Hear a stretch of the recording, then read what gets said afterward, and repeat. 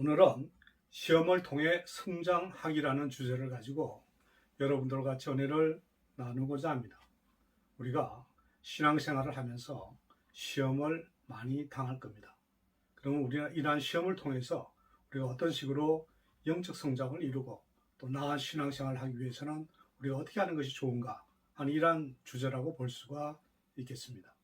따라서 이러한 시험을 통해 성장하기라는 이러한 이 주제를 가지고 여러분들이 다시 한번 토론하고 또 묵상함으로써 여러분들에게 많은 도움이 되기를 바랍니다. 모든 시험은 선을 행할 수 있는 기회이다. 영적으로 성숙해가는 동안 모든 시험들이 잘못된 일을 할 만큼 옳은 일을 할 수도 있는 기회라는 것을 깨닫는다면 그것은 걸림돌보다는 성장의 발판이 되는 것이다. 시험은 선택의 기회를 준다. 사탄은 우리를 파괴하는 중요한 도구로 시험을 사용하는 반면에 하나님은 그것을 우리를 성장시키는 데 사용하고 싶어 하신다. 우리가 죄를 짓는 대신 선을 행하기로 선택할 때마다 우리는 그리스도를 닮아 더욱 자라게 된다. 그것을 이해하기 위해서 우리는 예수님의 성품의 특성들을 이해해야만 한다. 그분의 성품을 가장 집약적으로 나타내주는 것은 바로 성령의 열매이다.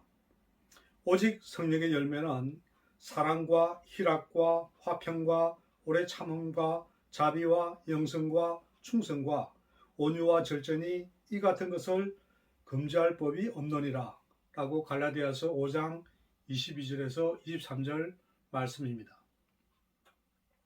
이 9가지 특성들은 확장된 대계명이고 예수 그리스도에 대한 아름다운 묘사이다. 예수님은 완벽한 사랑, 기쁨, 평안, 인내이시고 그 외에 한 사람이 가질 수 있는 모든 특성을 갖추셨다. 성령의 열매를 맺는다는 것은 그리스도를 닮아간다는 것이다. 열매는 천천히 자라고 익어간다. 하나님은 우리가 시험을 당하고 성령의 열매와 정반대의 특성을 드러낼 수 있는 상황을 경험하게 하심으로 우리의 삶 속에서 성령의 열매를 맺게 하신다. 인격이 자라는 것은 항상 선택과 관련이 있고 시험이 바로 그 기회를 제공한다. 예를 들어 하나님은 사랑스럽지 않은 사람들을 주위에 두셔서 우리에게 사랑을 가르치신다. 사랑할 만하고 우리를 사랑하는 사람들을 사랑하는 것은 성품과 무관하다. 하나님은 우리가 슬픔 속에서 하나님을 찾을 때 진정한 기쁨을 가르쳐 주신다. 행복은 외부적인 상황에 달려 있지만 기쁨은 하나님과의 관계에 바탕을 둔다. 하나님은 우리의 계획대로 일이 진행되지 않고 혼란스럽고 당황스러운 상황을 경험하게 하심으로 우리 안에 진정한 평안을 허락하신다. 어떻습니까? 여러분들은 이런 경우를 당해보지는 않았었는지요? 누구든지 아름다운 일몰을 보면서 혹은 휴가를 즐기면서 평안을 누릴 수 있다. 우리는 걱정과 두려움으로 시험당하는 상황 속에서 하나님을 신뢰하기로 선택함으로써 진정한 평안을 배운다. 이와 마찬가지로 기다려야만 하는 압박을 당하고 분노와 조급함의 시험이 있는 상황 속에서 인내심을 기르게 된다. 하나님은 우리가 선택하게 하시려고 각 열매에 대해 정반대의 상황을 사용하신다. 만일 한 번도 시험을 받지 못했다면 선하다고 주장할 수 없다. 신실하지 못할 기회가 없었다면 신실하다고 주장할 수 없다. 정직함은 거짓을 말하게 하는 시험을 이김으로써 만들어지고 겸손하다는 것은 우리가 자만하지 않으려 할 때 자라나며 인내심은 포기하려는 시험을 이겨낼 때마다 강해진다. 시험을 이길 때마다 우리는 더욱 예수님을 닮아가는 것이다. 첫 번째 서로 대화를 나눠야 될 문제는 1번, 시험은 어떻게 다가오는가? 사탄이 하는 일은 예측 가능하다는 사실을 알면 도움이 된다. 그는 태초부터 같은 전략과 낡은 속임수를 사용해 왔다. 모든 시험은 같은 패턴을 따른다. 따라서 우리는 이러한 시험은 어떻게 다가오는가 하는 이런 주제를 가지고 서로 얘기를 나누면서 은혜도 받으시고 또 우리가 시험에 대해서 다시 한번 생각해보는 그런 시간이 되면 좋겠습니다. 우리는 성경을 통해서 시험은 4단계의 과정을 따른다. 첫 단계에서 사탄은 우리 안에서 욕구를 일으킨다. 그것은 복수하는 것이나 다른 사람을 통제하려는 것과 같은 죄악된 욕구일 수도 있고 사랑, 명예, 그리고 즐거움을 누리려는 욕구와 같이 정당하고 정상적인 것일 수도 있다. 시험은 사탄이 우리에게 악한 욕구를 충족시키려 하거나 정당한 욕구를 잘못된 방향으로 잘못된 순간에 충족하라고 제안할 때부터 시작된다. 지름길을 조심하라. 그것은 유혹일 수가 있다. 우리는 시험이 우리 주위에 놓여 있다고 생각하지만 하나님은 우리 안에서 시작된다고 말씀하신다. 만일 우리에게 내적인 욕구가 없다면 시험이 우리의 관심을 끌 수가 없다. 시험은 항상 상황이 아닌 우리의 마음에서 일어난다. 어떻습니까? 여러분들은 이 얘기에 대해서 어떻게 생각하고 계시는지요? 두 번째 단계는 의심이다. 사탄은 우리가 하나님이 죄에 대해서 하신 말씀을 의심하게 하려고 온갖 예를 쓰고 있다. 세 번째 단계는 거짓이다. 사탄은 자신의 거짓말로 하나님이 이미 말씀하신 것들을 대체하게 한다. 네 번째 단계는 불순종이다. 결국 우리는 머릿속에서 하던 생각들을 실천에 옮길 것이다. 그저 생각이었던 것이 행동이 되는 것이다. 우리의 관심을 끈 무엇에 넘어간 것이다. 오직 각 사람이 시험을 받는 것은 자기 욕심에 끌려 미혹됨이니 욕심이 잉태한 적 죄를 낳고 죄가 장성한 적 사망을 낳느니라. 내 사랑하는 형제들아 속지 말라. 라고 야고보서 1장 14절에서 16절 말씀에 나와 있습니다. 그래서 첫 번째 여러분들이 여기서 다시 한번 노래해 볼 것은 과연 이러한 4단계를 거쳐서 시험이 오는데 이러한 시험을 우리는 어떻게 지금 겪고 있는가 하는 이런 것에 대해서 다시 한번 같이 얘기를 나눠보면 좋겠습니다. 2번, 시험을 이기기. 시험이 어떻게 다가오는지를 아는 것은 그 자체로 도움이 된다. 하지만 시험을 이겨내기 위해서는 몇 가지 구체적인 단계들에 대해서 서로 얘기하면서 은혜 받는 시간이 되면 좋겠습니다.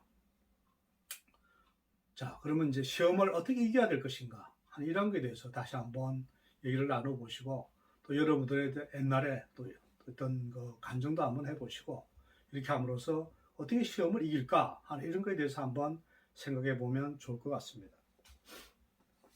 첫째는 두려워하지 말라. 많은 크리스찬들은 그들이 시험을 넘어서지 못한다는 것에 죄의식을 느끼고 시험을 받는다는 생각에 두려워하며 의기소침해진다. 그들은 단지 시험을 받는다는 것만으로도 부끄러워한다. 이것은 성숙함에 대한 오해다. 우리는 절대로 시험에서 벗어날 수 없다. 어떤 면에서 우리는 시험을 칭찬으로 여길 수 있다. 사탄은 그의 악한 뜻에 따르는 사람들은 시험하지 않는다. 그들은 이미 거의 것이기 때문이다. 우리가 시험 받는 것은 우리가 약하거나 세상적이어서가 아니라 사탄이 우리를 싫어하기 때문이다. 또한 시험은 타락한 세상에 살고 있는 인간으로서 당연히 경험하는 것이다. 그것으로 인해 놀라거나 충격을 받거나 낙담하지 말아야 한다. 고린도전서 10장 13절 말씀해 보시면 사람이 감당할 시험 밖에는 너에게 당한 것이 없나니 오직 하나님은 이쁘사 너희가 감당치 못할 시험 당함을 허락지 아니하시고 시험 당할 즈음에 또 또한 피할 길을 내사 너희로 능히 감당하게 하시느니라. 예를 들어 많은 사람들, 특히 많은 크리스찬 남성들은 하나님이 주신 호르몬이 활동하는 것에 대해 죄의식을 느낀다. 매력적인 여성에 대해 자동적으로 반응할 때 그것은 욕망을 품은 것이라 생각하고 죄의식을 느끼며 스스로를 비난한다. 하지만 그것에 푹 빠지기 전까지는 매력을 느끼는 것 자체가 욕망은 아니다. 둘째는 시험의 양상을 파악하고 그것에 대비하라. 특히 우리가 시험에 더 약해지는 특정한 상황이 있다. 우리에게 전혀 방해가 되지 않는 상황이 있는 반면 어떤 상황들은 우리를 바로 시험에 넘어지게 한다. 이러한 상황들이 우리의 독특한 약점이고 사탄은 이를 분명히 알고 있기 때문에 우리도 그것을 깨닫고 있어야 한다. 그는 우리가 걸려 넘어지는 것이 무엇인지 정확히 알고 우리를 그러한 상황에 빠뜨리려고 끊임없이 노력한다. 우리가 받는 시험의 양상을 파악하고 그러한 상황을 가능한 한 피할 준비를 해야 한다. 성경은 계속해서 예측하고 시험에 직면할 준비를 하라고 말씀하고 있다. 여러분들은 시험에 대해서 어떤 준비들을 하고 계시는지요? 셋째는 하나님의 도우심을 구하라. 천국에는 24시간 응급전화가 설치되어 있다. 하나님은 우리가 시험을 이기기 위해 도움을 요청하기를 기다리고 계신다. 시편 50편 15절 말씀해 보시면 환난 날에 나를 불러라. 내가 너를 건지리니 내가 나를 영화롭게 하리로다. 성경은 도움을 구하는 우리의 기도는 반드시 응답을 받는다고 보장한다. 하나님의 사랑은 영원하다. 그분은 영원히 인내하신다. 만일 우리가 특정한 시험을 이기기 위해 하루에 200번 하나님께 도움을 구한다 해도 하나님은 기꺼이 자유와 은혜를 베푸실 것이다. 그러니 담대히 나아가라. 옳은 일을 하기 위한 힘을 달라고 구하라. 그리고 그것을 주실 것을 기대하라. 시험은 우리가 계속 하나님께 의지하게 된다. 굴복하거나 포기하는 대신 하나님을 바라보라. 그분의 도우심을 바라고 상급이 기다리고 있음을 기억하라. 야고보서 1장 12절 말씀해 보시면 시험을 참는 자는 복이 있도다. 이것에 옳다 인정하심을 받은 후에 주께서 자기를 사랑하는 자들에게 약속하신 생명의 면류관을 얻을 것입니다. 어떻습니까? 오늘 시험을 통해 성장하기라는 주제를 가지고 말씀을 나눠봤습니다. 우리는 시험에 대해서 너무 겁먹지 말고 또 이러한 오늘 주신 말씀을 가지고 여러분들 항상 시험을 당하는 것이 그렇게 어려운 것이 아니고 어떻게 보면 우리의 영적 성장을 하기 위한 하나의 기본이 된다 이렇게 생각하시면서 항상 주님만 바라보고 이 시험에 대해서 항상 통과하면서 언제나 바다에 가면 파도가 넘실대면서 파도가 오는 것과 같이 인생을 살아가면서 모든 시험을 이기고 항상 승리하는 그런 여러분들이 됨으로써 항상 주님과 더불어서 동행하며 이 세상을 멋지게 살아가는 승리하며 나아가는 그런 여러분들 되시기를 주님의 이름으로 축원합니다.